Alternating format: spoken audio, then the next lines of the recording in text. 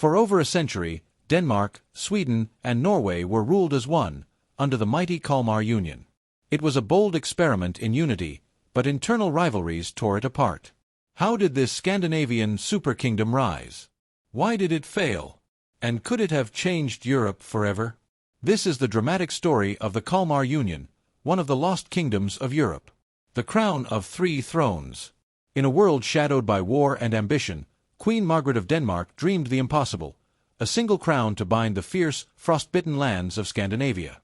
In 1397, beneath the watchful spires of Kalmar, Denmark, Norway, and Sweden swore allegiance to one monarch, forging a fragile unity across icy seas and ancient rivalries. The Kalmar Union was more than a political pact, it was a gamble on peace among warriors, a vision stitched together by royal will and trembling hope. Yet beneath its golden banner, distrust simmered. Each kingdom remained sovereign, their people proud and restless. The illusion held for over a century, but destiny had other plans. In 1523, Gustav Vasa's rise in Stockholm shattered the dream. His coronation ended the union with a roar of rebellion and a blaze of independence.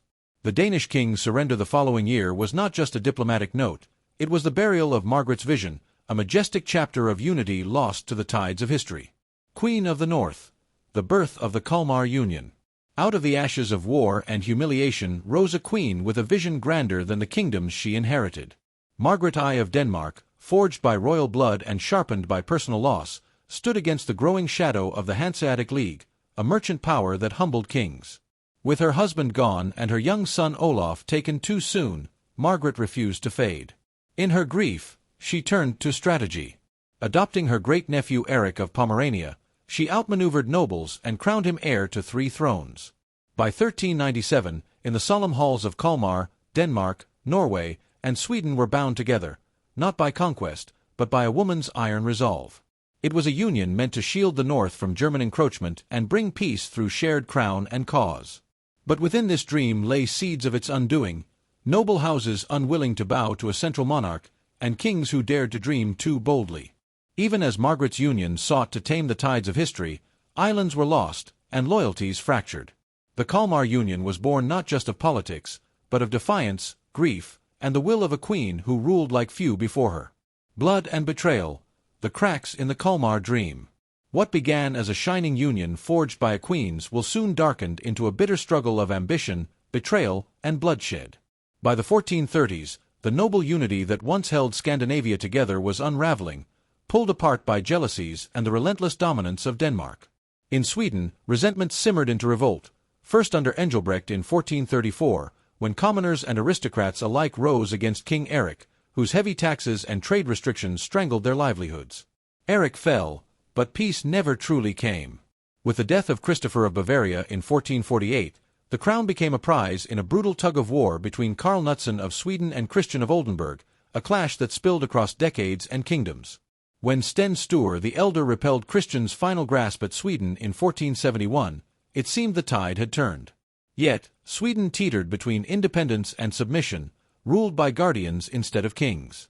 Then came Christian II, ruthless, unyielding, who swept into Sweden with fire and steel, crushing resistance and staining Stockholm with the blood of the noble dead.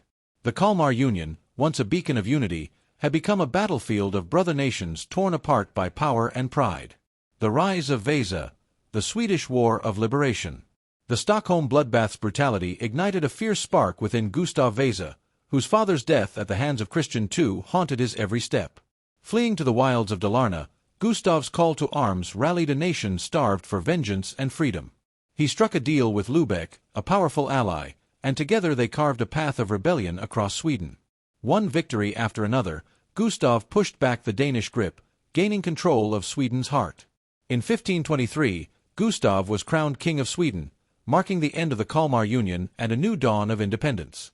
But Sweden's freedom came at a cost, and only after years of war did the Treaty of Stettin in 1570 seal the final renouncement of Danish claims to Sweden. The Kalmar dream was shattered, and Sweden stood resolute, forged in the fire of rebellion. The fall of the Kalmar Union, a fractured legacy. The Kalmar Union, once a bold vision of unity across Scandinavia, ultimately crumbled under the weight of internal strife and the ambitions of the aristocracies. In 1536, the Danish Privy Council attempted to seal Norway's fate, declaring it a Danish province, but instead, Norway evolved into a hereditary kingdom bound to Denmark in a new real union.